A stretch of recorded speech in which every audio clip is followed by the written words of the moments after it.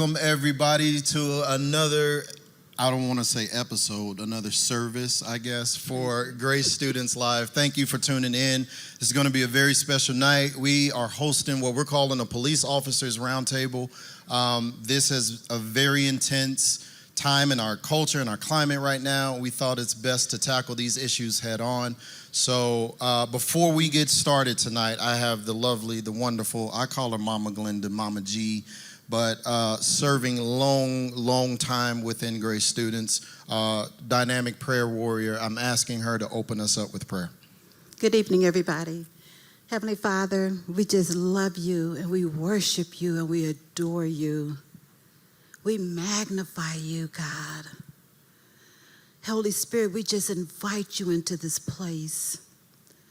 There is so much upheaval, so much stuff is going on.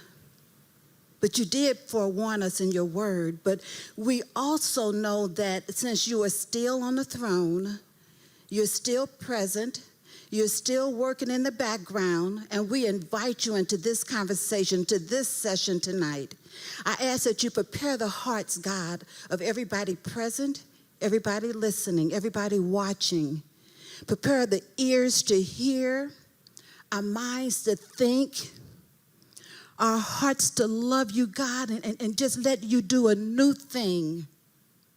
Let you do a new thing within us, God. We invite you in. We thank you for the students. We thank you for the police staff that are here. We thank you for Grace Church, who's hosting all of this, God. And just be God in all of this. In Jesus' holy name, amen. Amen. Thank you so much. So we just started a new series with our students. We're calling this thing One, like the number one, and kind of the other tagline is Better Together. And so with everything that's been happening, we figured, like I said earlier, we got to figure out this unity thing. And everybody's throwing that word unity around. But when we thought about this idea, this is all centered around a prayer that Jesus prayed over in John 17:21. And I'm reading the Passion Translation. It says, I pray for them all to be joined together as one, even as you and I, Father, this is Jesus once again praying to God the Father, even as you and I, Father, are joined together as one. I pray for them to become one with us so that the world will recognize that you, God, sent me, Jesus.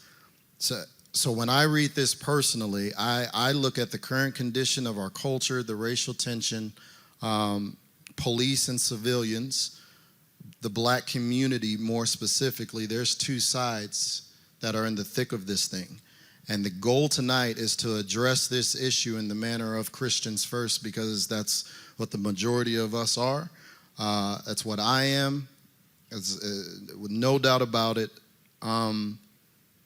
But I want to attack this thing from a Christian perspective, from a godly perspective.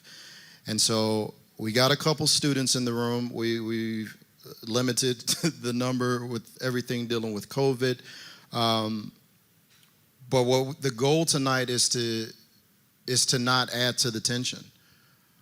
Me personally, I'm tired of the us versus them mentality, and I feel like we can attack that thing tonight. So we're going to keep this thing respectful, asking all of my students to keep this respectful. If you come up and ask a question, we have all agreed that we will not be touching the subject of Black Lives Matter.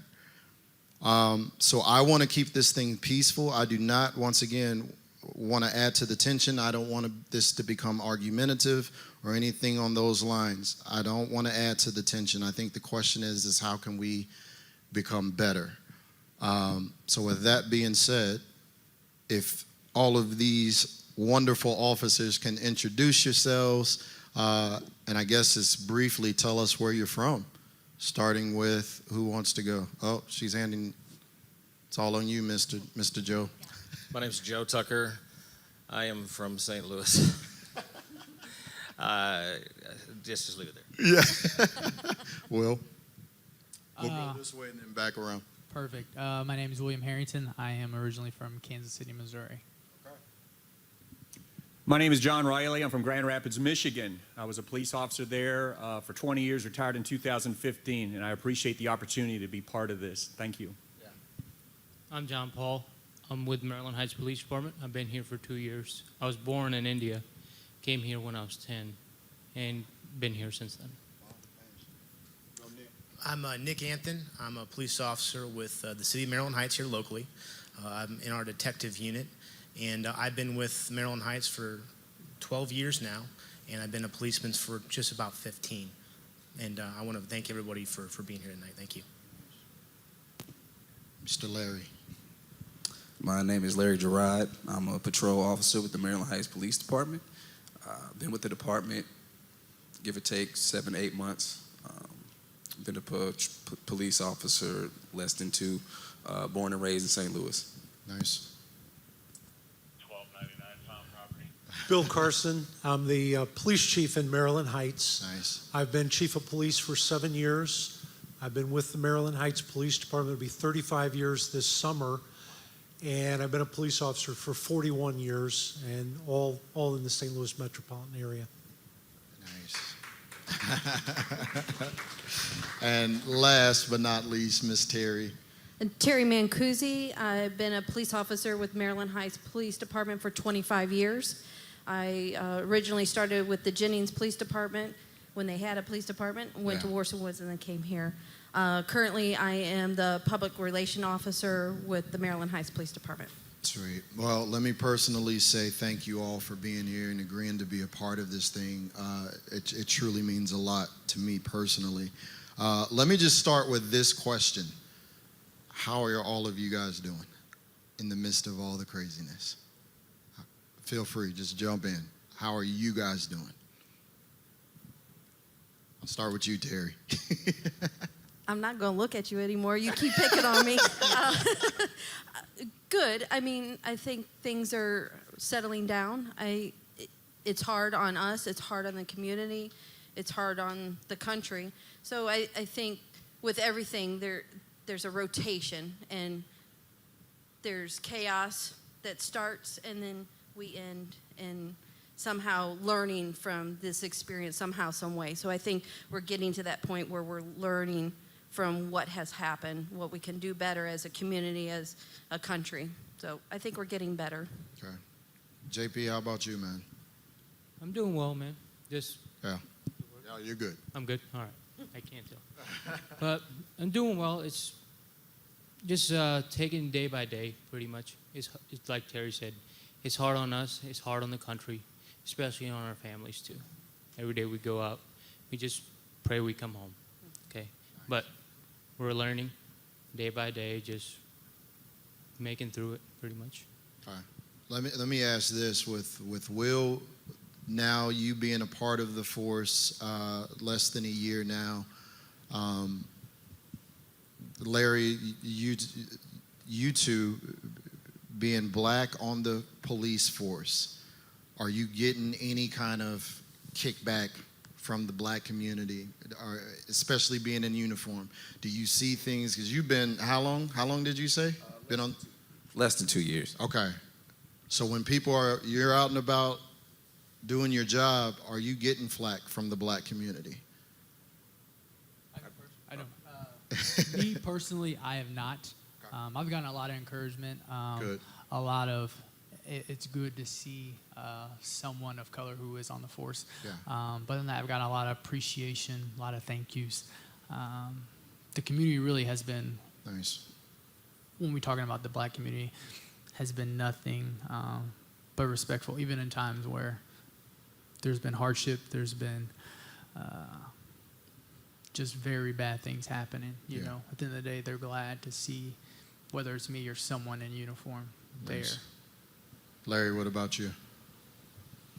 Well, overall, Maryland Heights, I haven't really, had any issues. Okay. Most of the citizens here, respect us, support us greatly. Overall, the St. Louis area, I'm one person, when I get off from work, I'm still wearing my uniform home. So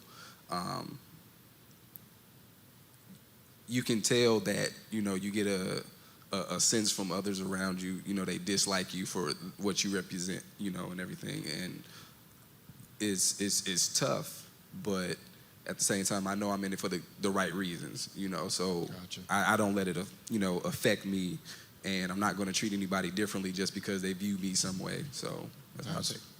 So we got multiple different backgrounds, ethnicities, even different areas in which you guys have policed and done your jobs. Chief, let me start with you as far as this question. Can you guys, I want everybody to chime in on this question dealing with training, dealing with police procedures, qualifications, all of those things. Chief, can you just speak into that real quick? Because I think one of the misconceptions is that anybody can become a police officer.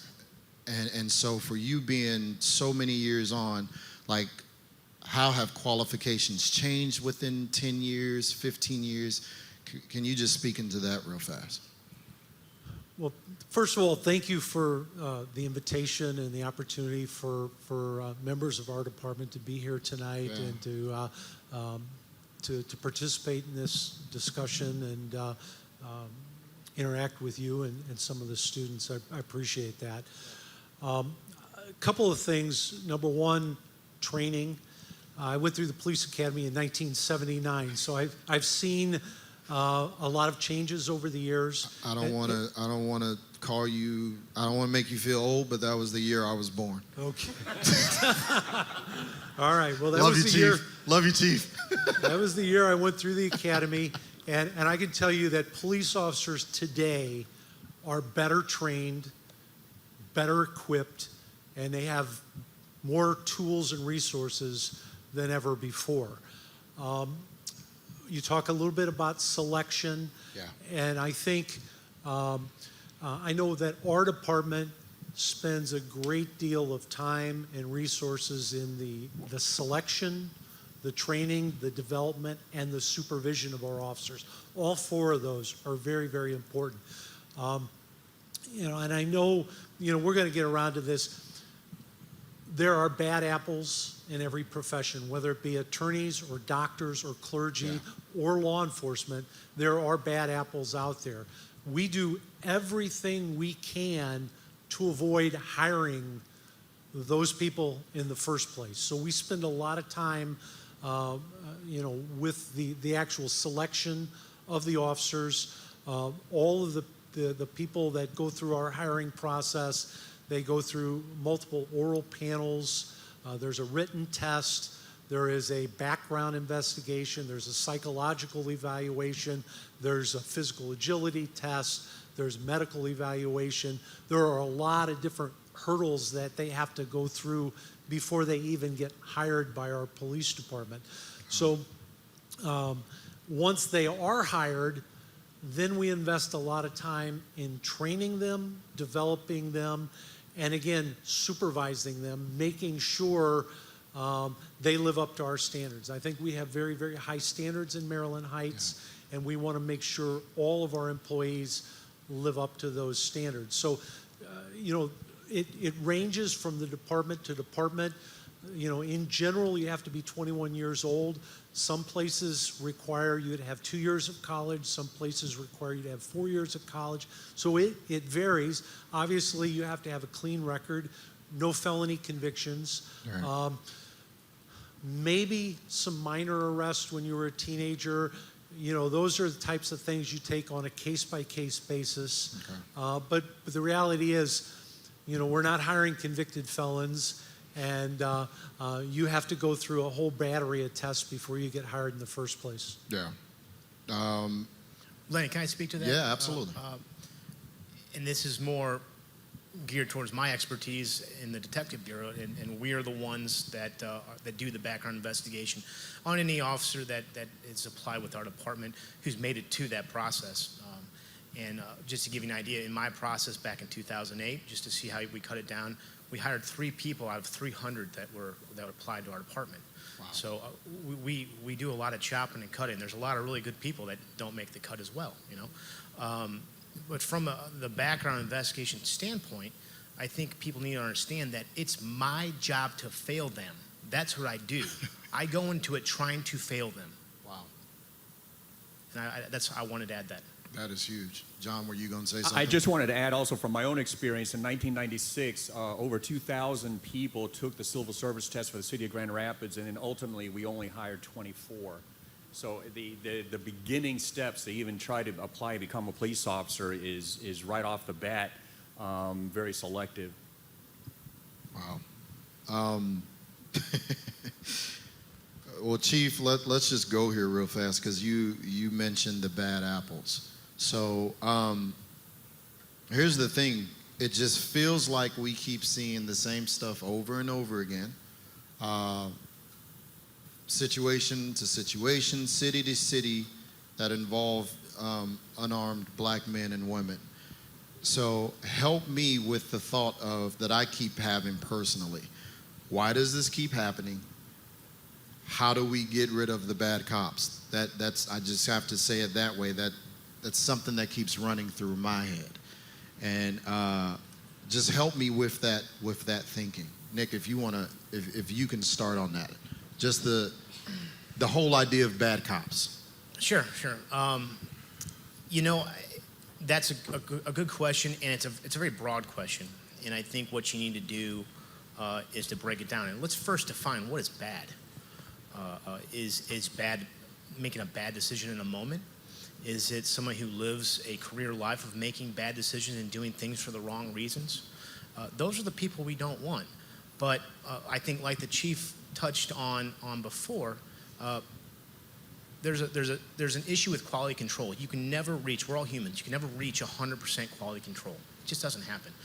Anything we do, whether it be manufacturing, whether it be hiring processes, you never reach 100% quality control. And when I speak about quality control, is being perfected the product that you're producing. So you're going to have some deformities here and there that pass through the ropes and the tests and all the different tier system that we set up to keep them out. And that's just the way life is. And that's all because of the human element, really. Terry? I was going to say regarding the bad apple is we're human. We have bad days too. Yeah. And that officer might not have been a bad apple, but he or she had a bad day. And it was a split decision that they had to make, and they made the wrong one. They're human. Doctors make mistakes all the time. People lose their lives on the operating table all the time. We're human, and a lot of people forget that we're making those decisions like that, and we're stressed out, they're stressed out, there's things going on around us, and we got to make a decision. And in the heat of that decision-making process, you made the wrong decision. Right. And it caused someone to lose their life. It caused someone to lose their career. You don't know what was going on in that officer's life beforehand or that subject's life beforehand that made all those bad things come together and explode right then and there. So we have to remember that not necessarily is that officer a bad apple. They made a bad choice that day. Gotcha. John? One of the things that I am asked by people who approach me on social media and folks in Michigan is, where's the accountability? And I got to tell you, through the 20 years I was a police officer, and then afterwards, I've seen a lot of officers lose their jobs over stupid stuff. That bad choices, bad decisions, but you don't hear about that. I'll give you an example, okay? We're talking about bad cops. An individual was caught in the act of molesting a child. He was in custody in the backseat of a police cruiser. Another cruiser comes up just to check up on everyone, see how everyone's doing, and they inform this officer who pulls up, hey, yeah, this is what we got. This officer, like 30-year veteran, got so bent out of shape, crawled into the back seat of that car and started wailing on this guy. Lost his job. Is he a bad cop? Or is he a father who can relate to somebody molesting his children? Wow. Made a bad decision, got fired. So there is accountability, Yeah. and it is human emotion that sometimes get the best of us. If I can Chief. jump in, and, Yeah, please. Again, everything that these guys have said is spot on. I mentioned earlier selection, development, training, and supervision.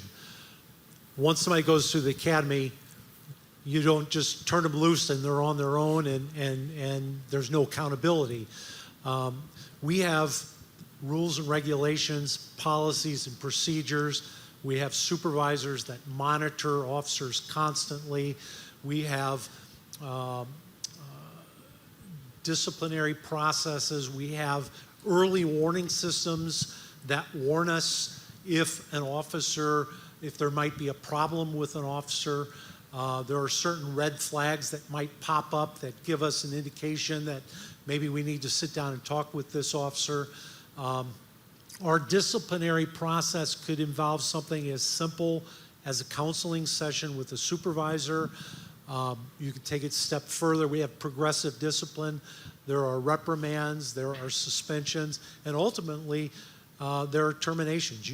And I have 81 police officers on the Maryland Heights Police Department. And again, even some of my best police officers have bad days and say things they regret. And we have to deal with those things when they happen. But I have fired police officers. And that's not a situation that any police chief wants to be in. You want all of your police officers to be model employees every day. But the reality is, sometimes police officers have bad days. Sometimes over time, police officers develop other problems at home, and they bring that to work with them, and it affects their performance. There are a lot of different things that can cause an officer to do something stupid. And but again, we try to avoid hiring bad apples in the first place. Right. But the reality is, if we have an officer that has a problem, then we have to deal with that. Gotcha. Larry, let me lead this one with you. What can citizens do to best avoid escalation during a police contact? Once again, help me with that mindset of, man, even when I do everything that they ask me to do, this thing seems to. What can citizens, especially teens, be thinking when it comes to contact with you guys? Well, I'm gonna just give you an example. Yeah. I was on a traffic stop of a motorcycle that was speeding on the highway, excessive speeds of 100 and a 60. I pulled him over. Shockingly, he pulled over for me. Wow. Normally, motorcycles just look at you, I'm shocked he pulled shrug over. their shoulders and take off. Right. But he actually stopped. Wow. Come up to him, address myself. Hey, Officer Gerard, Maryland Heights Police Department. Reason why I'm stopping you, your speeds. Already. Oh man, oh my, you don't even, before I could even get any words out, you already stressing out about what I'm about to do to you. But wow. I'm just talking to you right now. Yeah. Turns out to be an 18-year-old kid, just got the bike, just registered the bike, trying to keep up with his friends. They took off on him. Okay, I understand that. It's discretion. I don't have to, just jump down your throat, give you a ticket and say, have a nice day. I can give you a warning. I can say, hey, look, right. Be careful. I don't want to scrape your body up off the, the pavement. Right. So it's, I guess just the views. I mean, you don't have to think negative of the police, when you interact with them. It's respect. I'm respectful. I don't talk bad about you. I don't say anything negative. I'll even try to, joke with you if I can, just to lighten the situation up, because I know how stressful it can be. I've been pulled over before, and, before I became a police officer and was stressed out. Yeah. But I've always been told, they're a person of authority, figure. Respect them. Yes, sir. No, sir. And it goes, so much more smoothly when, it's just, hey, you need my license? Okay. You need my insurance? Okay. Right. Let them do their job. If they want to hand you the ticket, you can go to court for it, fight it. That's how the systems work, system works. So I just feel like just don't have that negative perception. Gotcha. That, you're just in trouble when you interact with the police. Gotcha. So. JP, were you going to say something? Yeah, I was, just don't jump to conclusions. Just when you see us doesn't mean we're going to go in the house and lock everybody up. Because a lot of the time people come up to me. I stopped a girl the other day for speeding. She was doing 85. She cut off 3 people, and I walk up threw her seatbelt off, and she goes, "I thought you was gonna pull me out." I'm like, "Why, ma'am?" She's like, "That's because I got over." I'm like, "You don't have to stop so quickly, okay? Just because you see police lights doesn't mean I'm gonna go up there, tear you out of the car." She jumped to conclusion. Yeah. All right. Yeah. That's pretty much my thing. Is don't jump to conclusions. Let us say what we have to say. We're people at the end of the day. Gotcha. And We're just doing our job. I've got that many times over the years. As a female, we're not always looked as an authority figure, especially in uniform. But I've gotten many times, and when I'm in the back booking someone, they go, "You're so nice." I go, "Why do I have to be disrespectful to you if you're not disrespectful to me? Just because you're arrested for a traffic ticket doesn't mean you're a hardened criminal. Or even if you're a hardened criminal, do I have to treat you with disrespect? I don't." And a lot of people have that misconception that just because you're going to be given a ticket or I pull you over or you're arrested, that I'm going to disrespect you. If you're going to disrespect me, I'm going to disrespect you. I'm not going to be nice to you if you're going to disrespect me, you know. I'm not going to give you your a pillow and fluff it for you if you're going to be mean to me. But I've gotten that many times that Gotcha. as a woman, they're surprised that I don't come off hardened and I treat them with respect. So if they treat us with respect, we're going to treat them with respect. And sometimes that doesn't go both ways, but that's what we strive for in Maryland Heights, I know for sure, to do. Gotcha. I want to take an audience question real quick. Where's Miss Elise? If you want to come up real fast. Elise is one of our students here. While she's coming, if anybody else wanted to touch on that as far as the... Next story from last night, really. Oh, yeah, our conversation, Nick, one of your stories, man. The teacher story. Yeah. So, No, you can go in yours you know, real I fast. think the common theme here that I think a lot of people have heard is that treat people with respect, and this is something that goes outside of this room, outside of this topic. You know, respect is a very easy thing to give, but sometimes it's hard to receive too. You know, so my story basically was when I was in high school. You know, I was going from, I think, 9th to 10th or 10th to 11th. I don't remember correct what it was, but there was a teacher in the next grade that I was going into that just had the terrible reputation. Nobody wanted her. Everybody said bad things about her. And I had this preconceived notion of what she was going to be like and who she was going to be. So I got into the class, and luckily I drew the straws where I was put into her class. And the first couple weeks I was a little resistant. You know, I had this preconceived notion of who she was before I even met the woman, you know. And by about, I don't know, 4 or 5 weeks in, she started talking a little bit and helping me with a few things here and there. And she was tough. Well, I'm not going to try to sugarcoat it. I mean, she was a tough teacher. But at the end of the year, my point is that she ended up being a very pivotal person in my life and the direction that my life went. And she taught me a bunch of lessons about myself, okay? And that's because she was hard on me, okay? Not because she was mad at me or upset with me, but she could see that there was more to me than what I was allowing myself to be.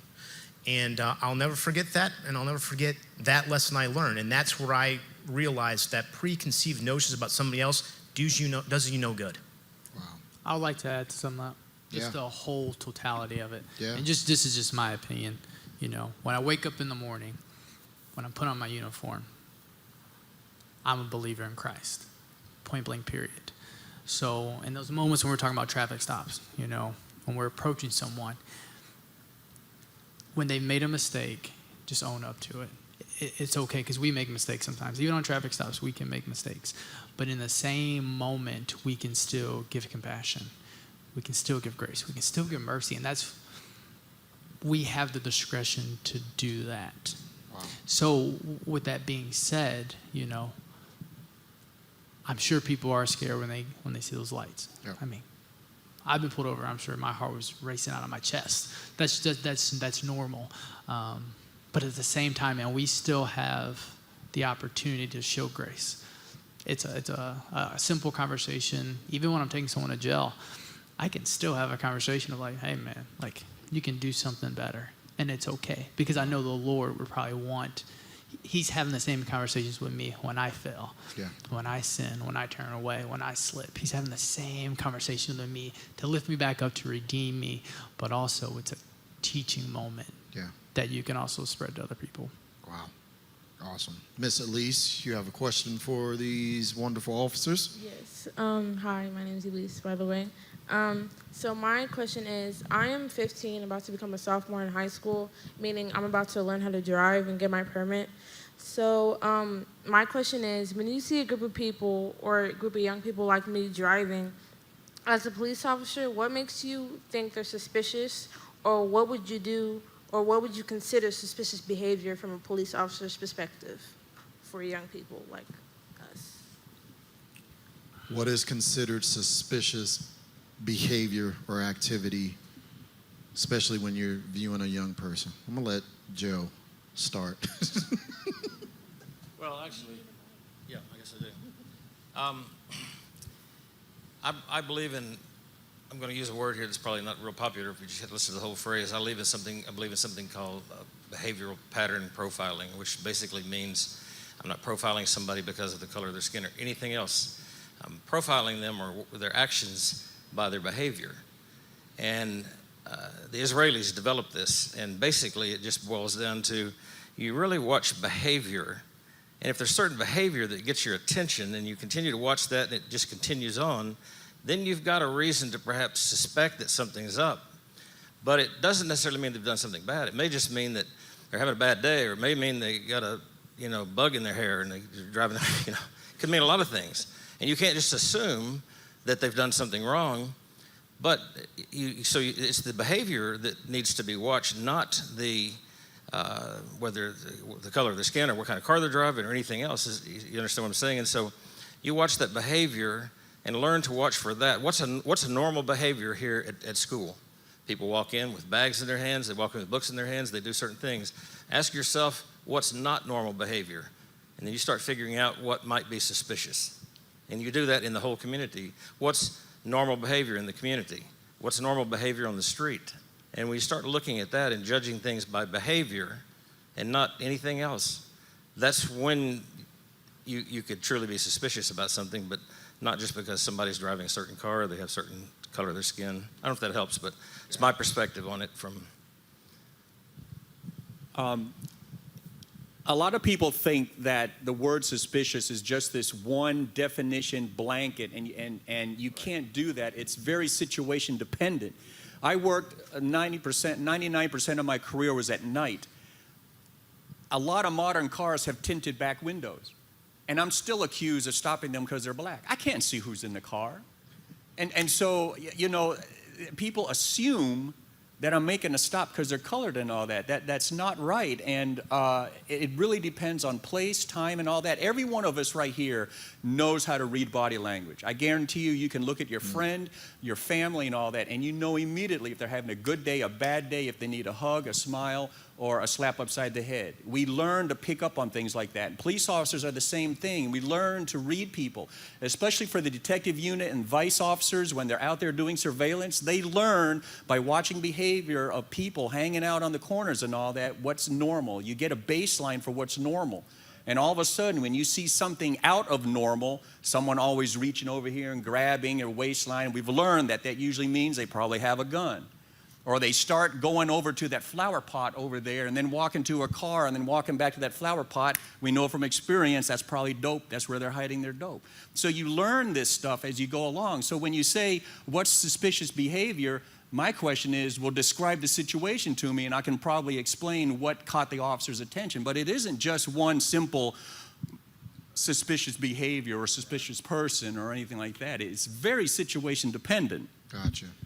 Anybody else? I will say, too, sometimes we aren't pointing out the suspicion. Sometimes it's other people. Okay. Callers or people are calling out, man, this is a suspicious vehicle, this suspicious person. And then when we come and approach, they think, man, why are you approaching me? Man, I got a call. That's the reason. Right. And I think sometimes those suspicious vehicles, those suspicious people can be life-threatening. And I think people sometimes forget, like, our job, there's nothing routine. Every call is different. SIG cases, the ambush that happened, that's why we now go to SIG cases now. What good am I to do at a SIG case? That's something EMS, Gotcha. something like that. But as far as suspicious people, man, sometimes it's not our view, it's the community. It's people who are worried, who are scared, who just like, man, like he said, out of normal. And they are calling us to come and to check on them. Gotcha. Can I just add to that real quick? Yeah. One of the most frustrating calls I used to get are neighbors who don't get along, and they'll call the popo, they'll call the police and say there's suspicious behavior going on next door. And they'll call on their neighbors' kids, and you know, and of course I'm obligated to go show up. And now I'm going to piss off this neighbor because that neighbor called, and I know they're looking out the window because if I don't show up, they're calling the chief and saying Officer Riley didn't go up there. You know what I'm saying? Yep. So it's just this ugly, vicious cycle. But someone calls us suspicious, I got to go check it out. Wow. We got to go check it out. Yeah. There's so many different things that might constitute suspicious. Police officers are aware of crime patterns in the sector that they ride. They're aware if there's a particular neighborhood that's having residential burglaries or business burglaries or cars getting broken into. Roll call before they go out. They're given information, be on the lookout for this, be on the lookout for that. You know, it might be something, a vehicle pulling behind a closed business at 3 o'clock in the morning in a neighborhood that's been hit with business burglaries. So there's a lot of different things, and it depends on the circumstances. But police officers, when you ride a particular area for several years, you get to know the neighborhood so well. You know what is normal and what's not normal. And when something, even a car that you've never seen before, those things tend to jump out at you and might cause you to become suspicious. Gotcha. And Miss Terry. thinking about you getting your driver's license and driving, if you're out driving and you're following the laws, there's nothing suspicious about you. Nothing at all. You know, if your car's not licensed properly, we can run your plate and look at your tabs, and we can see the color of the tabs from pretty far away and know what year they're supposed to be expired and not expired. So, but if you're following the laws, there's nothing that's going to draw our attention to you when you're driving. So you don't have to be in fear of driving when you're just trying to figure out your way, or we're driving behind you and you start slowing down and you might be looking for an address. We might stop you. Are you lost? Can we help you? And so you don't have to be scared just driving and learning how to drive. We're not going to pull you over just because you're driving. There are no quotas. Please say that again. Please say I it. want to add something again. Yeah. As far as like traffic, Yeah. I don't know if like people know, and I'm sure they're all aware. There have been just traffic laws. There have been murderers, serial killers that have all been caught because of traffic. I don't know if people know. Boom, traffic violations. Wow. It's a like we do, and there's nothing. I'm gonna say there's nothing routine about a traffic stop. Nothing. Routine traffic, just the word routine needs to get thrown out the window because it's not a routine. But when it comes to traffic, man, we have the ability, we have the opportunity to catch criminals. Gotcha. Based off traffic. Wow. Timothy McVeigh, the Oklahoma City bomber, Yep. Yeah. stopped on a traffic stop. Wow. Elise, thank you for that question. John, let me, since we're on this thing of traffic stops and all of that, I think one of the common the theme around videos that keep popping up on Instagram, TikTok, all of that, you see individuals arguing with the police about their rights. Can you just quickly hit on what rights do we specifically have and all of that? I guess, once again, no stop is routine, but that's something that I personally keep seeing, especially young people arguing with the police about the rights that they have. There is so much misinformation out there, downright lies and half-truths out there. Police officers don't want to be on a traffic stop longer than they have to, and there's some people who seem to believe that they are limited or they have to have a 15-minute traffic stop. It's really bizarre. But when you start getting argumentative with a police officer, even if you know you're right, arguing about it and trying to litigate it and debate it, all that, at the scene is not the right place to do it. I don't have time to try to patiently explain to you that, yes, you were speeding, the radar has been calibrated, it was checked 3 weeks. Yeah, I don't have time to do that. But if you want to fight the ticket, then we can, and then I'll patiently explain it to you and the magistrate or the judge or whoever how and why I believe you were the car that I caught on that radar unit, you know. But when you start becoming argumentative with us on the side of the road, you're just escalating a situation that normally would probably be a no big deal. Now, here's the other problem, because I had a lot of people in my career talk themselves into more trouble because they think they know the law, because so-and-so is a criminal justice major in college, or they heard this on YouTube.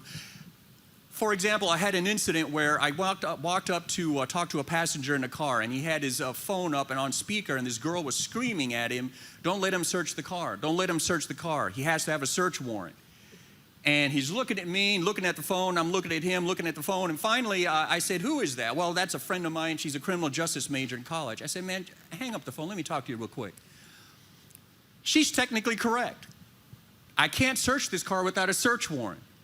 But what she's not telling you is that there are 10 exceptions to the search warrant rule, such as something in plain view, like that paper bag at your feet in the shape of a liquor bottle. And so this guy, had he continued to be defiant and non-cooperative, could have got himself hemmed up.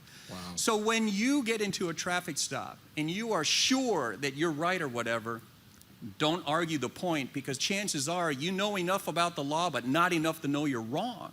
Wow. And that is where a lot of people hem themselves up. If you want to argue it, call internal affairs, call the chief, call the sergeant, but don't get into an argument with the officers on the scene at that point. Wow. Anybody else on that? Or is that pretty much a mic drop for that question? Thank you. We got another student, Miss Sam. Before she goes, Yeah. I want to assure you. What's your name, ma'am?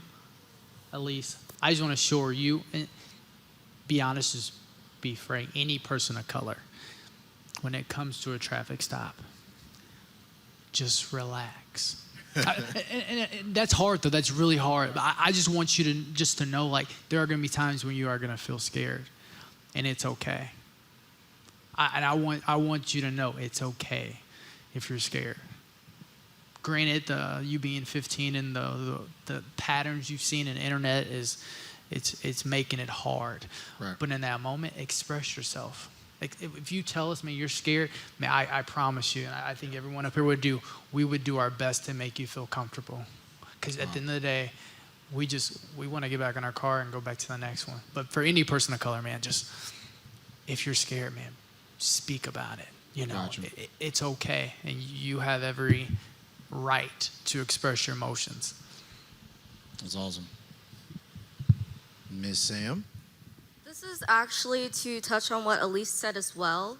In 2018, Washington University just published a study stating that unarmed black women are 60% more likely to be killed in police interactions, including traffic stops. And so that could be part of where Elise's fear and myself's fear is coming from.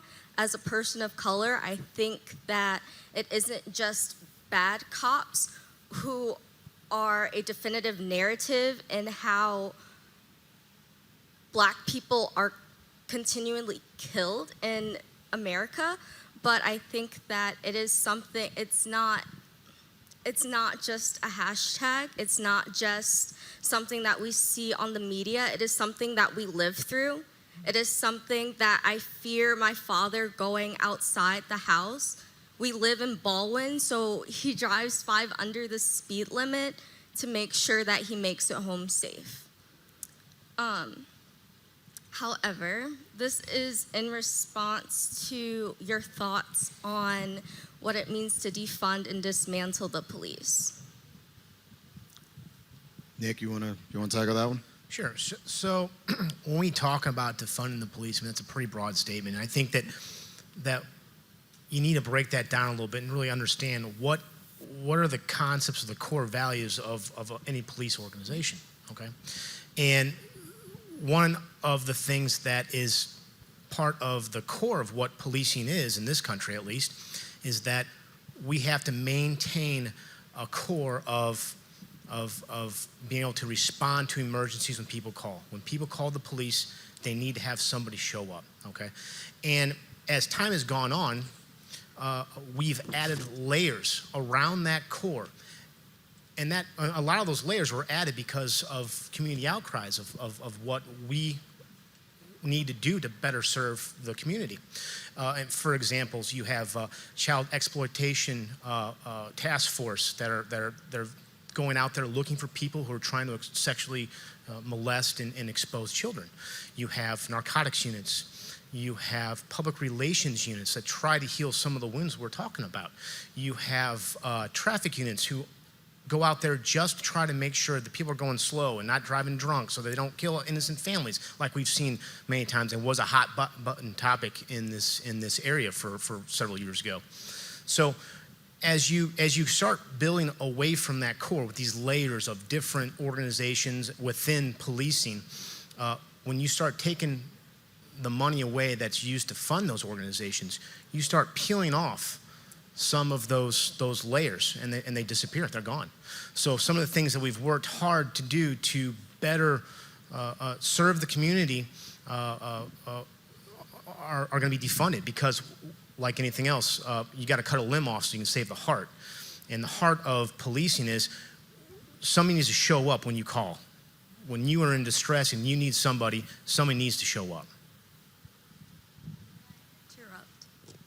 I wanted to just address this defunding issue also, because I can share what's going on in Grand Rapids, Michigan right now, because last week our city council members got together to try to vote to remove $9 million from our budget. I know a lot of people think that seems to be a long-term answer, but I can tell you that in the short term, these council people, their neighborhoods are going to be the most dramatically affected in the worst way, because of these specialized units that are in those areas. Also in Grand Rapids, we have 3 or 4 boys and girls clubs, community outreach centers run by the police department to try to interact with the community, right? Those are going to get defunded. So right off the bat, our efforts to try to communicate and be part of the community gets washed out the window. Right off the bat, all these, over the last 5 years since I retired, we hired several police classes, academy classes that were very diversified, females, African Americans, Chinese, and all that. Guess what? We get defunded. They're going because they're on the low rung of the totem pole. So the immediate response, a lot of folks looking at this idea for defund the police, it's just not going to turn out very well in the short run. And what's sad is that these council members from these very neighborhoods are going to be most dramatically affected by any type of defunding, and they're the loudest shouting for defunding the police. It's kind of scary. Wow. And with, what do you got, some Chief? Chief, were you going to say something? Yeah, I just want to jump in there. A couple of things on, defunding the police. I know that is something that I'm hearing more and more of, and I know that, ultimately, police departments are not going to be able to provide the services that they are currently providing. If their funds are cut, they're not going to be able to hire the same quality of applicants. They're not going to be able to provide the same training that they currently do. And police officers need the training that they're getting. They need the equipment and the resources that we're able to provide them. So, if you defund the police, and again, there are a lot of needs in the community, but, increasing money to different social welfare is not going to solve crime. And it certainly will help in other areas, but, if you take it from the police, response times are going to suffer. And the reality is some of the high crime neighborhoods that need the police services the most are going to be the ones that are most negatively impacted. But I also want to jump in. You mentioned earlier some of the statistics with regards to blacks being killed by police. And, if you look, we live in a very, very violent society, and there are a lot of evil people out there. Police officers, deal with a lot of really, really decent people, sometimes that are having very bad days. But we see a tremendous amount of domestic violence, sexual assault, and we deal with a lot of extremely violent people on a regular basis. I saw a number the other day where police officers in America make about 11 million arrests a year. About 1,000 people a year are killed by the police. That's about 1/100% of all the people that are arrested.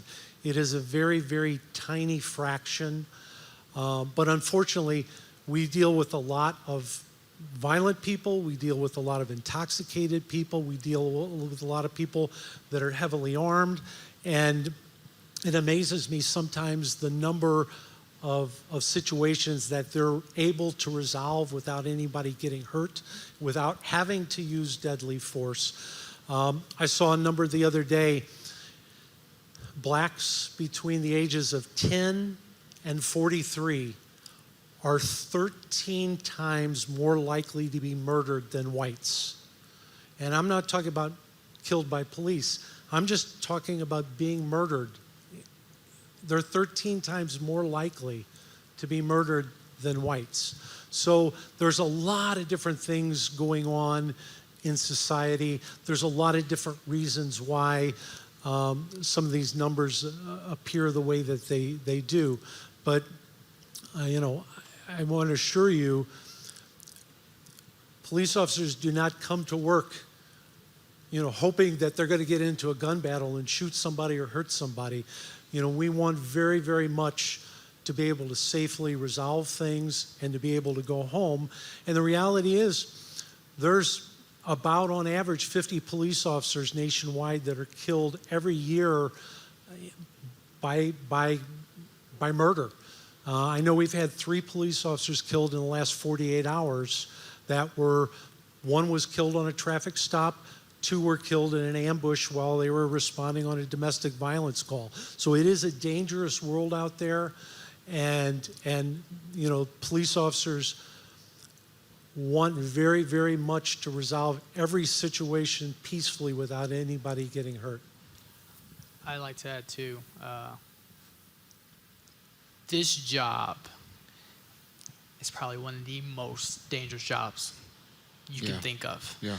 When I think of defunding the police, and I believe in Romans 13, the Lord created government authorities. Right. For that. So when we talk about defunding, we just think about St. Louis City. Right now, last year they had 99 murders. Right now they're at 100 and not counting today, 126. And this is a department that's already, 200-300 officers. They're low. They need that amount of people to come and work. So that's 200 to 300 people that they need on their force. So if we think about, if we defund them, murder is going to rise. I live in the city. So when we think about defunding, just think of St. Louis City, man, it's going to rampant. But again, government authority is something that the Lord created. And we mess up, but this is something He established for us to serve and to bring honor. Right. Real quickly, your next question, is it something that we can wait afterwards, or, because I got to get to another audience question, so. I'll do my best. All right, make it quick. So when we say defund the police, I think it more so talks about the millions of dollars that we spend in that lawsuits and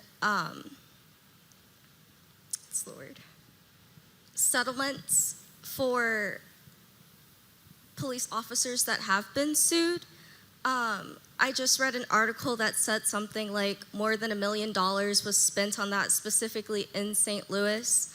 And so if we could divert that money away from that, because it's not specifically helping the police force, instead protecting them legally because they might have committed a crime, and diverting it towards inner city programs to help the people of the inner city, to protect them, then I think that's more along the lines of what people mean when they say defund and dismantle the police. And this is not a new system. Camden, New Jersey has been doing it for, I think, like the last 7 years. And it's been working very well for them. There's also a city somewhere in Missouri, it's like a small one, that has also been using this method.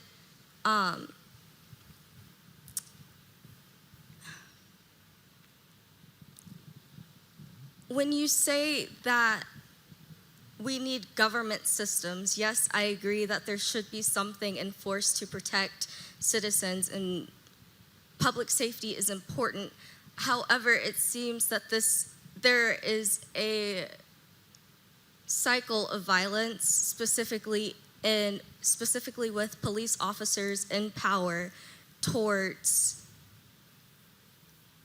civilians, unarmed civilians. It is, the police force was inherently created to hurt Black people. And I don't think that that should go unnoticed. Policing systems started as something that would hurt Black people, and I think that it follows us to this day. How do you view that? John? Well, that's Gotcha. that's kind of a loaded question. That's to say that everybody agrees that police systems were created to hurt Black people, and I think that's loaded. I think that's not something that's true. You know, police systems in the United States were based off of police systems that came over from Britain and over in Europe, and all of that was where a lot of our modern day police practices began, and where we learned, community policing, and we built on that over the years. But to address why we think, really, I want to address why do you think that our police systems are created to hurt Black people? Well, if you look in history, historically, our first policing techniques were used to gather runaway slaves. They would be held in public cages. Then this launched, then after slavery, we had mass incarceration started to enforce Jim Crow laws, segregation, any petty crime that a Black person could be convicted of to get them thrown into jail. And I think that's furthered into what we have today, and what we see in the killings of Breonna Taylor and the killings of Ahmaud Arbery. These unarmed Black civilians being killed by white police officers in power. Well, I want to address that. I don't think anybody here has chased after slaves, or that any of us have gotten into this job to do that, and we don't put people in cages unless they need to go away for a criminal offense. But it's so where you come from. It's the that's cycle. not where I come from. I came from European descent, and my family members weren't here when that happened. Cyclical. Well, listen, I don't want to go down this trail right now. I'd rather do this off camera and have you guys maybe talk afterwards, because we got to get to some other questions, and I don't want to spend the majority of night on this. So respectfully, if we can just hold off on this and get to the next audience question, please feel free to talk afterwards if we can. We got another question from Jordan, one of our students. I have two questions. My first question is, how do you guys feel about no-knock warrants? No-knock warrants. Chief? The no-knock warrants search warrants are issued by a judge. And there are certain circumstances, certain conditions where an officer might request from the judge a no-knock search warrant.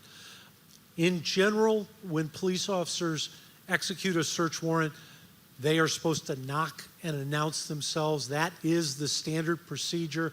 That is the procedure that we follow.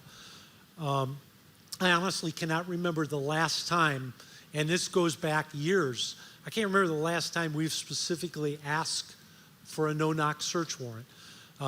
But there might be certain situations where officer safety is involved or weapons are involved where an officer might be justified in asking it of a judge, but ultimately it's up to the judge and it's up to the courts to say whether or not the criteria is there. But I'll tell you, 99% of the search warrants that are obtained and executed in this county are, require the officers to knock and announce themselves. My second question is, why are you guys allowing protesters to do things like shut down public highways and public roads and stuff? Anybody? Well, we just had an incident very similar to that in Grand Rapids. We had some rioting on May 30th, and after the dust settled and all that, some people began to wonder why the police officers on scene, quote unquote, basically let it happen. In our case, it was a spontaneous riot. It was supposed to be a peaceful demonstration that suddenly erupted into extreme violence, and we did not have the manpower. So we had like maybe 20 police officers downtown Grand Rapids, and there were several, 300-400 people, violent people. And so the idea that 20 officers were going to go try to wade into the sea of 400 angry, screaming people and try to arrest, that's just unsafe for us. And so unfortunately, it was more of a tactical safety decision. But it's not something that police officers make a decision, well, we're just going to, whatever. It's can we handle the situation safely? Remember, we want to go home to our families too, y'all. Okay, I'm all about enforcing the law, but I'm not going to risk getting myself badly hurt. And the older I got, it took longer for me to heal. I wasn't, so. It's interesting because, there are people in the community that want us to arrest everybody and not to use any discretion. I know that, a lot of the officers on the stage experienced Ferguson 6 years ago and all the social unrest that followed. And there have been court decisions. There have been a lot of different things that have come down from the Department of Justice. There's been a lot of different things. And the reality is we want to allow people to exercise their rights to protest and have free speech. We want to give them some freedom to do that. And sometimes, they'll march on a roadway and it will be an inconvenience to motorists. And a lot of times, we kind of look at it, it's like we want to allow these people to exercise free speech, and, we're going to let them do that as long as they're not, as long as they're not rioting, looting, injuring people, causing vandalism. We'll give them some leeway. There's a difference between marching onto an interstate highway at rush hour and completely shutting it down, or marching down Creve Coeur Mill at 1 o'clock in the afternoon and inconveniencing a few motorists. So we try to look at every situation and assess, is this a danger to the community? If we let them march down the street, we'll put police officers in front of them, back of them, make sure they don't get hit by a car, and we'll let them have their 15 minutes of marching, and they'll go home happy and no one got hurt. And so you just have to kind of look at each situation on a case-by-case basis, but we really do want to allow people to exercise their rights. I got one more. Yeah. This actually just happened a few days ago. I just remembered I caught it when I was on the flight down here. In Grand Rapids, about 6, 7, 8 cars wanted to do a spontaneous demonstration and block an intersection in Grand Rapids. They had just come from a demonstration and celebration for Breonna, who came from Grand Rapids originally. Officers went out there and asked them, if you want to demonstrate, demonstrate, but get on the side of the road. There's no need to be blocking traffic. Because they refused, they ended up arresting people. Well, that's what's all over social media and the media right now, is that police officers refuse to let them demonstrate. No, that's not it. It's because they were choosing, and we had enough manpower to get involved at that point to arrest people, right? It wasn't like 400 screaming, angry people. So no, yeah, we're going to let people maybe inconvenience some motorists for a little bit, but in a situation like this, and it was, again, it was not permitted and so on. They didn't go through the proper channels to get a permit to demonstrate and so on. And so in that case, the cars were towed and people were arrested. But that's not what's going on in social media. It's GRPD clamped down and didn't allow people to demonstrate. Gotcha. So last question for the night. I'm a father. I'm also working with teens day in and day out.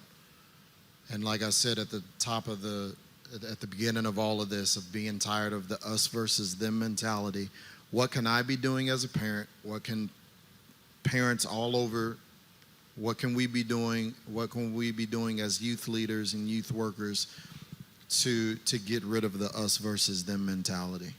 Start with Joe. Well, it boils down to respect. Oh, microphone. It really does boil down to teaching respect on every level. Okay. And just,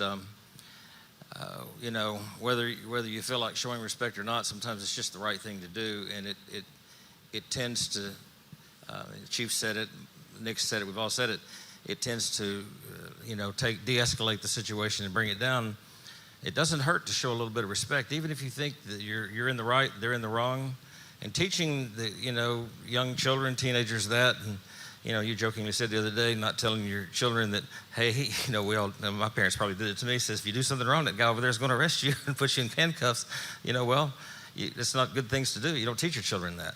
But you teach them respect. And, I wish that we'd had a recording last night at your house of the conversations, because, we got to the heart of it, like you said, and like you said earlier, Chief. Nobody gets up in the morning and says, I want to go out and shoot somebody. I mean, it just doesn't happen. You wear the gun because it's part of your uniform. It's part of what you do. But really, everybody that I know and everybody that's on this stage, I guarantee they got in law enforcement because they want to help people. And so when it comes down to it, that's what they want to do. Helping young people to understand that 99.9% of law enforcement, that's what they want. They want to show respect. They want to help people. They want to go in and help mold young lives. And a lot of times there's things done you never hear about. But I asked Nick, what's your name again? John, my friend. And both of them said countless numbers of times they've gone. You've probably done it just in 8 months. You've done it in 2 years. You've done it in 25 years. You've done it in 40 years. You've gone into a home and you've actually, after the situation was over, you actually got to say things to kids and teenagers and husbands and wives. And if I can use the word minister to them, you can use whatever you want, counsel them, whatever you want to call it. But you got to speak into their lives, and that is the thrill of law enforcement. Plain and simple. Wow. And if they can understand that, Yeah. it goes a long way. Well, I hope you guys can stay around for any other conversations, stuff that we weren't able to get to. We know that we are not going to solve the issue in an hour and whatever. We're right at 10 after. Yeah, we were close. We were close. Once again, I can't thank you enough for being here, giving up your time to speak into this thing. Want to pray for you all before we get out of here, and thank the our kids who ask questions. Thank parents who've come out tonight as well. Let's just pray real fast. Father, we love you. We honor you first and foremost for just who you are, what you've done in our lives, and what you're doing in our lives. Father, I thank you for every single officer that is on this stage right now, whether they're still active or whether they've retired. God, I thank you for the work that they've done, the work that they continue to do, the side work that they do, the volunteering that they do. God, first, we just pray for their safety, pray for their peace of mind, pray for their families. God, just like it was stated earlier, this is one of the hardest jobs on the planet. So I'm asking and thanking you in advance that you're keeping them safe, that your presence is with them while they're on the job. Give them wisdom. Give them clarity for every situation that they have to face. And Father, I thank you that they can go home and take the uniform off and have peace of mind, that they've done their job well. Thank you for relationships to take place. I thank you for more community involvement. I thank you that the community comes alongside of them more and comes alongside of them better. Father, help us all to get rid of our preconceived notions, to get rid of our own thoughts and ideas that don't represent you, that don't represent the kingdom, and that don't benefit us. Father, help every single one of us understand what it means to love, to respect, and to honor. Help us to become one. In Jesus' name, amen. Thanks again, you guys, for being here. Thank you. It's huge. It's huge. Miss Terry, were you going to say something? You were holding it up like you were going to say something. Were you going to say something? You were holding it up? Okay. Thank you, guys. I really, really appreciate it. Thank you all for coming. I don't know which camera to look at and say thank you, whatever. All right. Come tune in again next week. We have another special night, roundtable discussions with teachers and administration from all over St. Louis. I almost said St. Louis. Jeez, I don't know where that came from. From Rittner to Pattonville to private, all of that. So be here for it. Tune in. Can't say thank you enough for tuning in. Make sure you're sharing this, you're liking it, all of that good stuff. We will see you guys next week. Thank you.